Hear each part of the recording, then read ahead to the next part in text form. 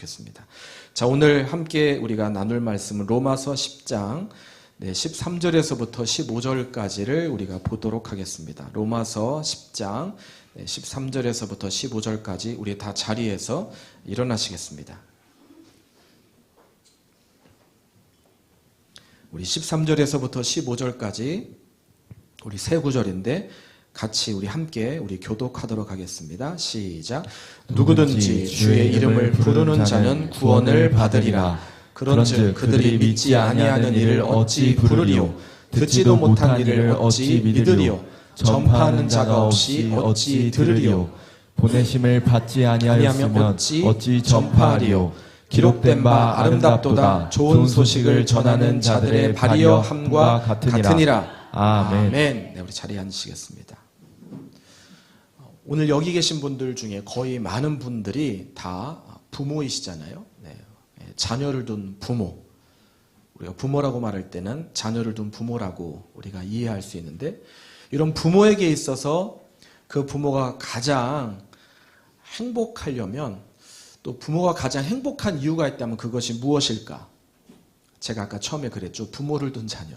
거기에 아마 힌트가 있다 생각하는데, 아마 그것은 자녀가 잘 될 때가 아닌가 생각합니다. 이런 부모에게 있어서 부모가 가장 어깨에 힘이 들어가고 기쁜 때, 그때는 아마 자녀에게 하나님의 역사가 일어나는 것을 부모가 볼 때가 아닐까 생각합니다. 그렇죠? 자, 근데 반면요, 부모가 그럼 가장 고통스러울 때, 괴로울 때가 있다면 그것이 어떤 때일까요? 아마 자녀가 부모의 기대로, 또 자녀가 원하는 그 기대로 자녀가 되지 않을 때 아니겠습니까? 근데 그거보다 더 크게 부모에게서 고통과 괴로움이 있다면 아마 그것은 그 자녀를 안타깝지만 잃어버렸을 때가 아닌가 생각합니다. 이것만큼 큰 고통과 괴로움이 없겠죠. 자, 그런데 제가 왜 오늘 설교를 시작하면서 이 말씀을 드리려면, 잃어버린 영혼을 둔 아버지 하나님의 마음이 이 마음이다라는 것을 여러분 이해하십니까? 똑같이 우린 이해할 수 있겠죠. 하나님 아버지의 가장 괴로운 마음은, 슬픈 마음이 있다면 자녀를 잃어버렸을 때일 거라고 생각합니다. 마치 집 나간 둘째 아들을 계속 돌아오기 바래서 언덕에서, 집 밖에서 그 자녀를 기다리는 부모처럼, 또 하나의 그림, 잃어버린 어린 양 99마리의 양이 같이 있지만, 그러나 한 마리 잃어버린 양을 찾기 위해서 떠나는 어떤 그런 목동, 목자의 그 심정.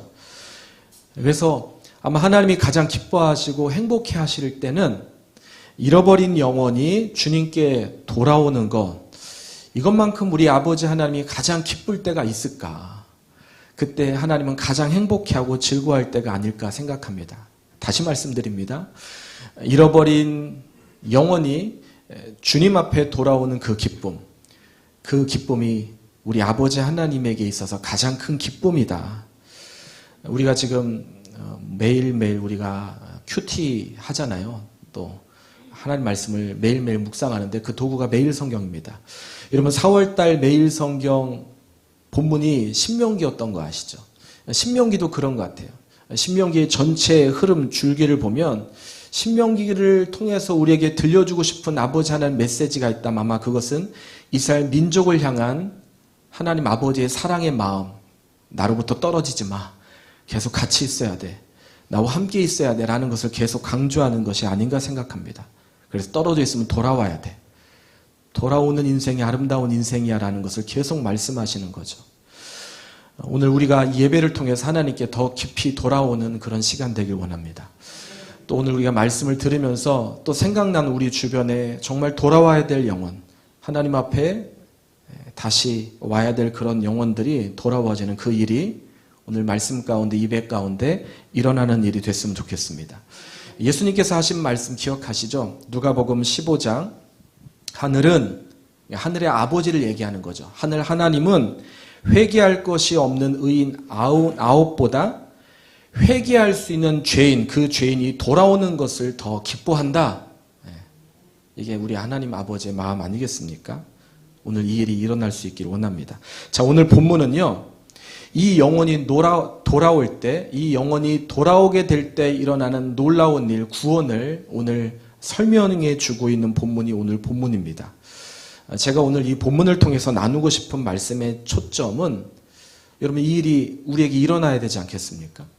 오늘 이 일이 우리 교회에 일어나야 되는데, 이 일, 어느 누군가 복음을 듣고 주 앞에 돌아오는 놀라운 역사, 이 역사가 일어나기 위해서는 누군가 이 복음을 전해줄 수 있는 사람이 있어야 된다는 얘기예요.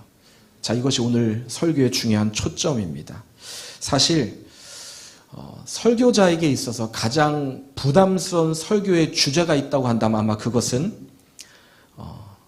전도에 대한 설교라고 생각합니다. 자, 그러나 그럼에도 불구하고 분명한 사실, 중요한 사실이 있다면 복음 전도에 우리 인생에 해답이 있다는 사실을 우리가 기억해야 된다는 거예요. 여러분, 전도가요, 부담스럽지만 전도가요, 우리 영혼을 뜨겁게 합니다. 여러분, 전도가요, 모든 문제의 해답이라는 사실 아십니까? 우리 인생의 해답이 사실 전도예요. 그래서 오늘 이 말씀을 같이 나누고 싶습니다. 전도하면요, 우리 영혼이 뜨거워지고요, 우리가 전도자의 삶을 살면 우리 인생의 삶이 바뀝니다. 훨씬 더 행복해집니다. 더 중요한 것은 하나님이 우리에게 주시는 놀라운 복이 우리 인생에 있다는 것입니다.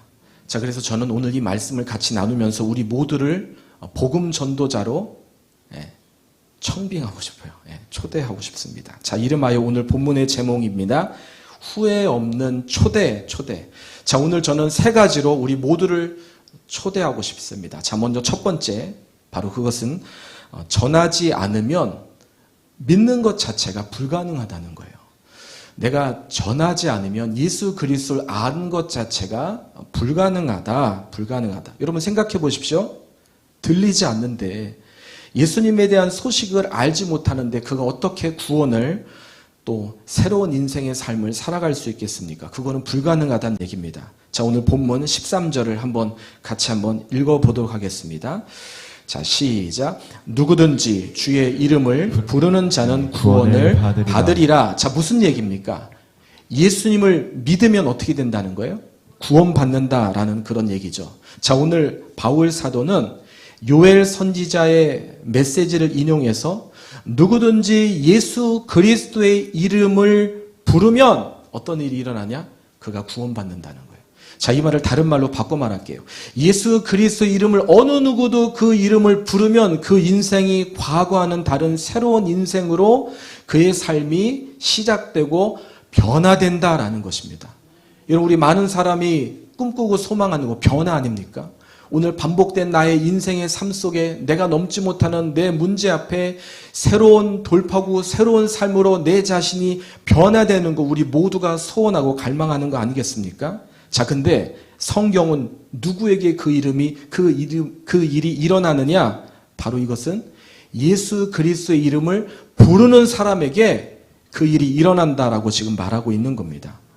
여러분, 예수 그리스도 이름을 부르면 구원은 일어나는 겁니다. 오늘 내가 예수님의 이름을 부른다, 그러면 그 영혼은 구원받은 영혼이라는 것입니다. 여러분, 이 말이 어떤 의미가 있을까요? 우리가 지금 읽었던 13절, 누구든지 주의 이름을 부르는 자는 구원을 받는다. 어떤 느낌이 드세요?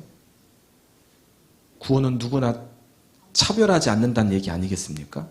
누구든지 그 과거가 어떤 과거가 있다 하더라도 그 사람이 실력이 있든 실력이 없든 그 사람이 어떤 배경을 가지고 있든 그 과거가 어떠하든 간에 그가 지금 어떤 직업을 가지고 있고 그가 지금 무슨 일을 하고 있으며 그가 남성인지 여성인지 아니면 그가 나이가 많고 적든 아니 그가 어떤 민족인지 흑인지 황인인지 그가 어떤 인생의 삶을 살아가든 그가 어떤 과거의 흔적을 가지고 있든 누구든지 주의 이름을 부르면 어떤 일이 일어난다고요? 구원받는다는 겁니다. 구원이 일어난다고 오늘 본문은 말하고 있는 겁니다. 얼마나 놀라운 은혜입니까? 누구든지 예수 그리스도의 십자가 그리고 그분의 부활 그것을 믿으면 내 못난 과거, 내가 지우고 싶은 과거, 나의 인생에 참 잘라내고 싶은 어떤 그런 시간들, 그런 시간들이 새롭게 다시 변화돼서 새로운 일이 일어나게 된다. 오늘 내가 다시 태어난다. 다시 새로워진다. 오늘 그 새로움을 경험하는 저와 우리 모두가 되시길 예수님의 이름으로 축복합니다. 아멘입니다. 근데 어떨 때 이 일이 일어나냐? 내 입으로 예수 그리스도를 부르면, 내 입으로 예수 그리스도를 시인하면 그 사람은 구원을 받는다. 우리의 행위야, 우리의 공로와 우리의 감각과 우리의 센스와 우리의 기질과 성품, 개성 때문에 그 일이 일어나는 것이 아니라 우리가 예수님의 이름을 부르면 우리는 그렇게 새로워진다는 거예요. 오늘 우리 예수님의 이름 부르러 오셨죠. 오늘 우리가 예수님의 이름을 부르는 이것 때문에 오늘 우리가 좀 더 새로워지길 원합니다. 아니, 새롭게 변화된 우리 모두가 되길 원합니다. 예. 자, 그런데 얼마나 놀라운 사실입니까? 문제는 이 간단한 것 같은 구원이 어떻게 일어난다고요? 내가 예수님의 이름을 어떻게 해요? 부르면 일어난다. 그런데 문제는 알다시피 내가 예수님의 이름을 부르는 이것이 어떤 사람에게는 너무나 쉽게 자연스럽게 늘상 하는 그 일인데 어떤 사람은 이게 절대 되지 않는다는 거예요. 예수님의 이름을 부르는 거 어떤 사람에게는 논리와 이성으로 이 일이 결코 일어날 수 없는 일이다. 그래서요, 예수님의 이름을 부른다고 하는 것은 얼마나 놀라운 이 속에 비밀이 담겨져 있는지 몰라요. 성령 하나님께서 도와주셔야 되고요. 모든 환경과 상황들이 내가 예수님을 찾을 수 있도록 모든 상황들이 집중되고 조명되어져야 되는 일이 만들어져야 돼요. 하나님의 은혜가 필요하다는 거예요. 성령의 도우심이 있어야 하나 되게 하시는 일이 있어야 만들어지는 거다. 그거를 늘 깨닫습니다. 자, 그래서 그런가요? 오늘 바울 사도는 하나님이 하시는 이 놀라운 일 앞에 그 일을 담당해야 될 우리 모두에게 세 가지 의문 질문으로 도전하고 있습니다. 바로 그게 그 다음 14절이에요. 자, 우리 14절 같이 한번 읽어보도록 하겠습니다. 시작. 그런즉 그들이 믿지 아니하는 일을 어찌 부르리요? 듣지도 못한 일을 어찌 믿으리요? 전파하는 자가 없이 어찌 들으리요? 자, 지금 세 가지 지금 그가 이야기하고 있죠. 바울 사도가. 자, 먼저 뭐라고 말합니까? 먼저 믿지 않는 자가 어떻게 예수님의 이름을 부를 수 있냐는 거예요. 이 말이 틀린 말입니까? 맞는 말입니까? 맞는 말이죠. 그렇죠? 믿어야, 신뢰해야 그 이름을 부를 수 있지 않겠습니까? 마치 한 집의 자녀가 자기 부모, 엄마의 이름을, 아빠 이름을 부르는 것은 그 엄마를, 아빠를 신뢰하기 때문에 자기 문제를 해결해 줄 수 있는 사람이라고 믿기 때문에 부르는 것과 같죠. 누구든지 예수를 부르면 구원을 받는데 문제는요, 믿지 않으니까 그 이름을 부를 수 있다 없다? 부르는 게 불가능하다는 거예요. 불가능하다. 여러분, 예수님을 믿지 않으면 그 예수님을 내 인생의 구주와 주인으로 영접하는 것은 불가능한 일입니다. 자, 그러니 예수님을 받아들이게 하기 위해서 필요한 것은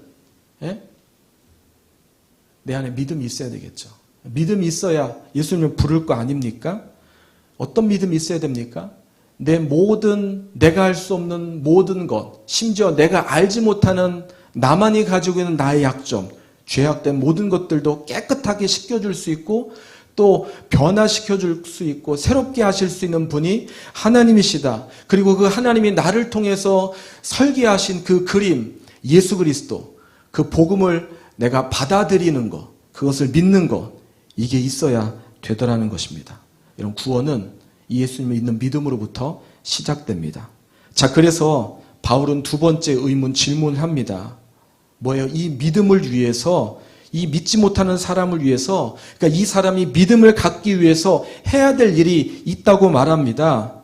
제가 다시 14절 읽을까요? 그런즉 그들이 믿지 않은 일을 어찌 부르리요? 자, 그 다음 두 번째 이거라는 거예요. 듣지 못한 일을 어찌 믿으리요? 자, 그래서 무슨 말입니까? 믿음을 갖도록 하기 위해서 할 일이 있다는 거예요. 할 일이. 그게 뭡니까? 내가 들려줘야 된다는 거예요. 여러분, 들어야 알죠. 예를 들어서 내가 어떤 문제가 있는데 그 문제를 해결하기 위해서는 그 문제를 해결할 수 있는 도구가 필요해요. 근데 도구에 대한 정보가 절대 없으면 내 힘으로 그 문제를 해결하지 못하면 평생 그 문제를 해결할 수 없는 거예요. 근데 어떤 물건에 대한 정보, 제품에 대한 정보를 내가 알고 있으면, 그것을 들은 기억이 있으면 그것에 대한 정보를 갖고 있으면 어떻게 됩니까? 어떤 문제가 발생했을 때 저거를 사용해서 이렇게 고치면 되겠구나. 이 문제를 이렇게 해결하면 되겠구나 라는 것을 깨닫게 되죠. 뭐예요? 우리의 문제에 중요한 정보가 필요하다라는 것입니다. 십자가 복음, 이 복음이 들려져야 그 복음을 믿을 수 있고 그 믿을 수 있는 그 복음으로 인해서 그 인생이 새롭게 변화되어지고 새로워질 수 있다. 저는 그래서 이런 질문 여러분들에게 드리고 싶습니다. 여러분 오늘 나는 이 복음을 두 가지 질문인데요. 갖고 계세요? 한 분만 아멘 하시는 것 같은데. 오늘 나는 이 복음을 갖고 계십니까? 갖고 계시죠? 아마 두 번째 질문에 답을 할 수가 없어서 지금 첫 번째 질문에 말을 안 하시는 것 같은데 두 번째 질문 이거예요. 그럼 갖고 계신 그 복음 들려주고 계세요? 네?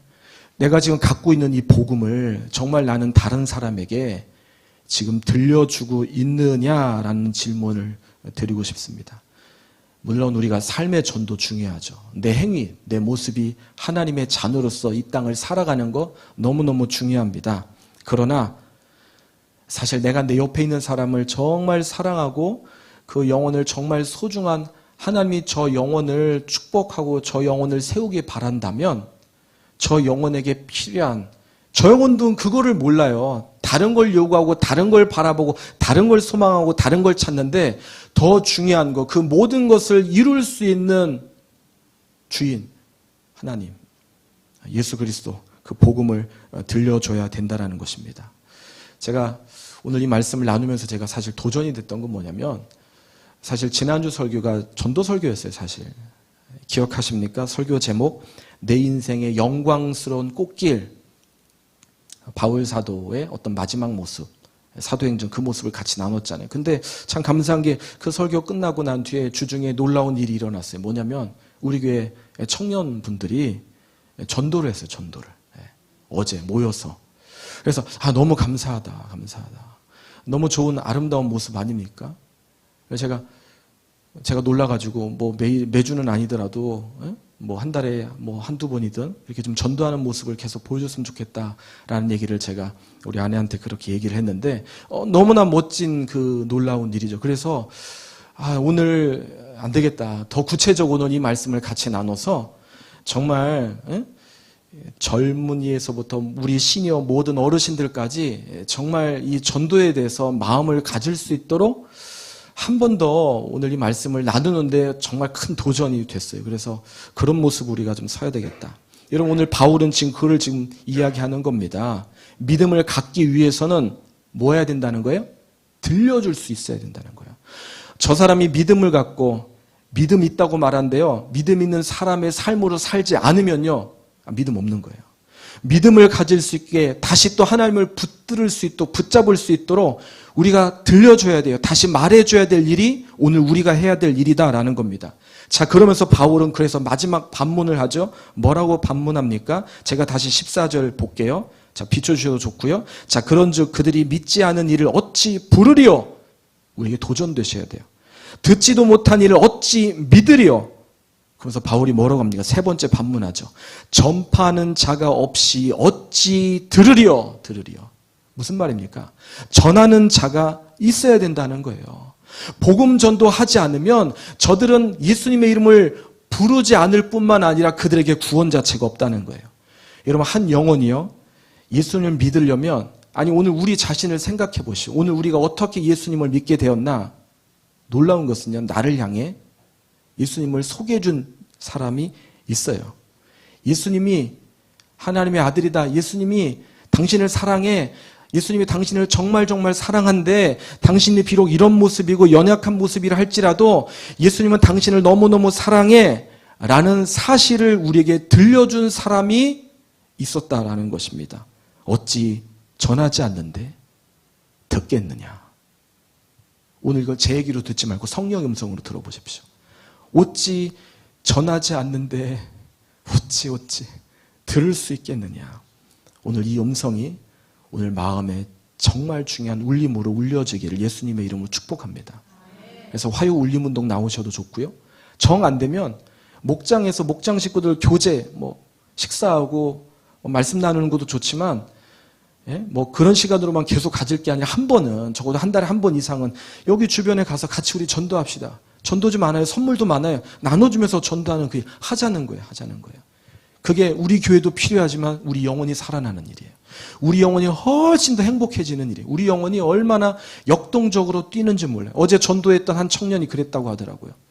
행복하다고, 기쁘다고, 즐겁네? 이런 표현을 했다는데 그런 것을 우리가 만들어 보자라는 것입니다.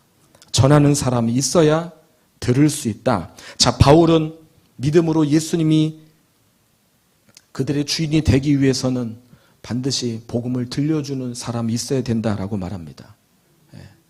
요한복음 1장 12절을 한번 보실까요? 자, 우리 요한복음 1장 12절을 우리 같이 한번 읽도록 하겠습니다. 시작. 영접하는 자, 곧 그 이름을 믿는 자들에게는 하나님의 자녀가 되는 권세를 주셨으니. 너무나 우리가 잘 알고 있는 말씀입니다. 근데 이 영접, 믿기 위해서는 전해줘야 되는 사람이 필요하다. 그러면 그들이 자녀가 되는 특권, 그들의 위치, 신분이 달라지는 거. 우리 아버지 다 갖고 계시잖아요. 우리 육신의 아버지 좀 많이 갖고 계시면 그렇지 않은 아버지에 비해서 이 삶을 훨씬 더 행복하게 윤택하게 살아가잖아요. 출발이 틀리고 또 사는 삶의 진리, 살찌적이 우리끼리 얘기지만 틀리잖아요. 그러나 여러분, 내 육신의 부모, 내 육신의 아버지가 왜 요것밖에 없어, 나에게 요것밖에 안 남겼어, 이렇게 얘기할 게 아니라 우리 보이지 않는 영적인 우리를 이 땅에 보내주신, 우리 이 땅에 탄생하게 하신 그 하나님 아버지, 그 아버지는 모든 것을 다 가지신 분이에요. 그분이 우리에게 마음만 먹고 주시면 다 주실 수 있는 분이에요. 그 하나님을 붙들고 우리 인생을 살아가자라는 겁니다. 하나님을 믿는 사람. 자, 그래서 첫 번째, 전하지 않으면 믿을 수 있다, 없다? 없다. 자, 두 번째로, 자, 후회 없는 초대. 또 하나는 바로 전도하는, 그래서 교회, 우리 모두가 교회가 돼야 된다라는 겁니다. 우리 모두가 교회가 될 수 있어야 된다. 자, 그 다음 15절 한번 보실까요? 자, 그 다음 15절 우리 같이 한번 읽겠습니다. 시작.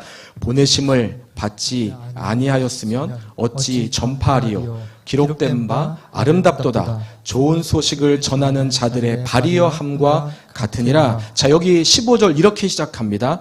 보내심을 받지 않으면, 그러니까 보내줘야 된다라는 거죠. 그러니까 보내지는 그 일이 필요하다는 것을 우리에게 말하고 있습니다. 자, 그럼 어디에서 이 일을 할 수 있느냐? 원래 교회가요, 원래 헬라어로 어떤 의미냐면, 에클레시아, 불러냄을 받은 공동체라고 말하지만, 그들은 또 다시 또 보내줘야 되는 마시오, 미션의 어원이 되는, 가야 되는 그런 존재이거든요.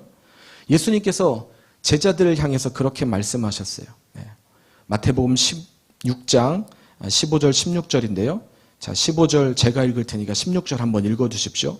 또 이르시되 너희는 온 천하에 다니며 만민에게 복음을 전파하라. 자, 16절 시작. 믿고 세례를 받는 사람은 구원을 얻을 것이요 믿지 않는 사람은 정죄를 받으리라. 자, 믿고 세례, 침례를 받은 사람은 구원을 받을 것이다. 믿고 침례를 받는. 그래서 사실 아내랑 올해 이렇게 계속 기도하면서 같이 하는 얘기 중에 하나가 뭐냐면, 올해 교회에 의미 있는 침례식을 좀 했으면 좋겠다. 세례는 여러분 구원의 도구는 아닙니다. 세례 침례는 구원받은 사람이 받는 거예요. 근데 이게 침례 세례가 우리에게 의미 있는 게 뭐냐면, 우리가 구원받은 하나님의 자녀가 되었습니다라는 구원의 확신, 이 사실을 침례 세례는 더욱더 우리로 하여금 몸으로 느끼게 해줘요. 그리고 이 흔적을 기억하게 됩니다. 마치 이것과 똑같아요. 우리가 이 땅에 다 출생하셨잖아요. 출생하셨을 때 내가 어느 날 언제 몇 시에 태어났는지 아시나요? 우리 몰라요. 그 소식을 들려주니까 알고, 더 정확한 건 그것에 대한 기록이 저 주민센터에 있기 때문이에요. 마치 침례, 세례는 그것과 같아요. 내가 그 언제 어느 날 내가 이때 내가 구원의 확신을 가지고 침례 받았구나라는 것을 증표로 확인하는 거죠. 하나님은 정말 그 은혜를 우리 교회에 주셨으면 좋겠습니다. 자, 중요한 것은 여기 보면 보냄 받는 일이 필요하다는 겁니다. 주님이 제자들에게 지금 복음 전도를 위해서 그들을 좀 보내고 있는 거예요. 근데 여러분 아십니까? 이 주님은 오늘 저와 여러분들도 이렇게 세상으로 복음 전도자로 보내고 있다는 사실을요. 오늘 우리가 복음 전도자로 살기를 원하신다라는 거예요. 여러분 왜 복음 전도가 중요합니까? 다시 16절 비춰줄까요? 자, 이 복음 전도를 통해서 믿고 침례를 받은 사람은 구원을 받는데요. 근데 반면 믿지 않는 사람은 어떻게 된다고 말하고 있습니까? 정죄를 받는다. 좀 더 심하게 얘기하면 뭐예요? 평가, 심판받는다는 얘기 아닙니까? 그 사람의 인생은 생명이 아니라 사망이라는 겁니다. 그 사람의 인생은 참 고통과 괴로움 속에 있는 인생이 된다. 여러분 내가 사랑하는 내 옆에 있는 사람, 그 사람이 고통스러운 인생을 살아가는 것을 좋아할 부모, 친척, 또 이웃 있겠습니까? 여러분 우리 하나님이 이 땅을 향한 예수님 주신 그 예수님의 꿈이 여러분 왜 예수님 우리에게 주셨는지 아시죠? 그것은 예수님을 통해서 십자가에 못 박혀 죽게 하심으로써 저와 우리 모두를 구원하시기 위한 하나님의 계획입니다. 여러분 교회가 세워지는 목적, 교회가 이 땅에 있는 제일 첫 번째 목적 이게 뭘까요? 그 땅, 그 주변에 예수 믿지 않는 사람을 변화시키기 위한 하나님의 계획 아닙니까? 교회가 교회되기 위해서는 그래서 반드시 복음 전도가 필요할 수밖에 없습니다. 이게 사도행전이 보여주고 있는 그림입니다. 사도행전 보면 교회가 계속 부흥하고 번창하고 번성하는 이유, 그것을 통해서 그 지경, 그 땅이 하나님의 땅으로 그 유럽 지역, 소아시아 지역이 전체 변화되는 것을 보여주지 않습니까? 오늘 이것이 교회인 저와 우리 모두의 역할이고 해야 될 일이다라는 것입니다. 여러분 세상이 교회를 통해 듣고 싶어하는 건 무엇이겠습니까? 여러분 세상이 교회를 통해서 원하는 게 무엇이겠습니까? 뭐 이것저것 있겠죠. 그러나 제일 중요한 것은 복음이에요. 복음. 세상이 교회를 통해서 듣기 원하시는 거 아니 주님이 교회를 통해서 전하기 원하시는 것이 있다면 복음입니다. 이 세상을 구원하는 거예요. 이 세상을 구원하는 방법, 십자가, 부활. 누가 이 일을 할 수 있겠냔 말입니다. 누가 할 수 있겠어요? 교회밖에 할 수 없는 거예요, 사실. 교회는 우리밖에 할 수 없는 일이다라는 것을 생각합니다. 이 세상을 구원하는 것, 십자가와 부활. 오늘 이것을 우리는 전하는 삶을 살아야 합니다. 이게 한국교회가 할 일이고요. 이게 라온 지구촌 교회가 이곳에 있는 이유인 거예요, 이유. 우리 교회가 왜 이곳 목동, 여기 무슨 사거리인가? 신리천 사거리. 왜 우리 교회가 지금 이곳에 있느냐? 예수님의 복음을 전하기 위해서. 여러분 이게 얼마나 놀라운 일이면 하나님이 천사들에게 일 맡기지 않았어요. 저와 우리 모두에게 이 일을 하나님께서 맡기셨다라는 것입니다. 우리 교회가 이곳에 있는 이유 무엇이라고요? 복음 전도라, 복음 전도. 오늘 우리가 이것을 잊어버리지 않는 우리 모두가 됐으면 좋겠어요. 멈출 수 없는 하나님이 우리에게 요구하시고 원하시는 하나님의 사명이다, 사명. 자, 왜 이래야 되느냐? 바로 그 이유, 후회 없는 초대인데 바로 세 번째 이유 때문이에요. 세 번째 이유. 자, 바로 그것은 전도는 축복이기 때문입니다. 세 번째. 전도는 축복이기 때문에. 따라하시겠습니다. 전도는 축복입니다. 자, 그런지 안 그런지 우리 15절 다시 한번 보실까요? 자, 우리 15절 읽도록 하겠습니다. 시작. 보내심을 받지 아니하였으면 어찌 전파하리요. 기록된 바 아름답도다. 좋은 소식을 전하는 자들의 발이여 함과 같으니라. 자, 한 영혼이 주님 앞에 돌아오는 것. 이거는 하나님 보실 때 너무나 큰 영광이고 축복이에요. 그쵸? 한 영혼이 주님 앞에 돌아오는 그 영혼에게 축복이고 하나님께 축복이에요. 그리고 그 일을 감당한 사람, 그 사람이 하나님 앞에 쓰임받는 그것은 축복 중에 축복 아니겠습니까? 영광 중에 영광이지만 이것은 사실 축복 중에 축복이에요. 제가 오늘 이렇게 하나님의 말씀을 나누고 전하는 것, 저한테는 영광이지만 저에게 주신 하나님의 축복이에요. 그렇잖아요. 마찬가지입니다. 오늘 여러분들이 복음을 다른 사람에게 나누면 여러분들에게 축복입니다. 여러분들에게 영광이 되는 거예요. 자, 바울은 지금 이사야 선지자의 이 말을 인용하면서 지금 좋은 소식을 전하는 자의 발이 어떻다고 얘기하고 있냐면 아름답다라고 얘기합니다. 좋은 소식을 전하는 발이 가장 뷰티풀하다라고 말합니다. 이게요, 발이 진짜 예쁘게 생겨서 아름답다라고 얘기하는 게 아니라 복음을 전하는 그 발은 정말로 가장 아름다운 멋있는 모습이에요. 여러분, 이 땅에 있는 많은 사람들 얼마나 아름다워지려고 몸부림칩니까? 그래서 막 좋은 거 바르잖아요. 또 막 운동하잖아요. 아름다워지려고, 멋있어지려고. 그런데 오늘 성경 바울 사도는 지금 이사야 선지자의 이 말씀을 인용해서 지금 하고 있는 거예요. 무엇이 가장 근사하고 멋지고 아름다우냐? 바로 그것은 복음을 전하는 모습이다라고 지금 얘기하고 있는 겁니다. 자, 반면 그래서요, 복음 전하지 않고 다른 발, 그 말은 아름답지 않다고 말해요. 그 말은 미운 발입니다.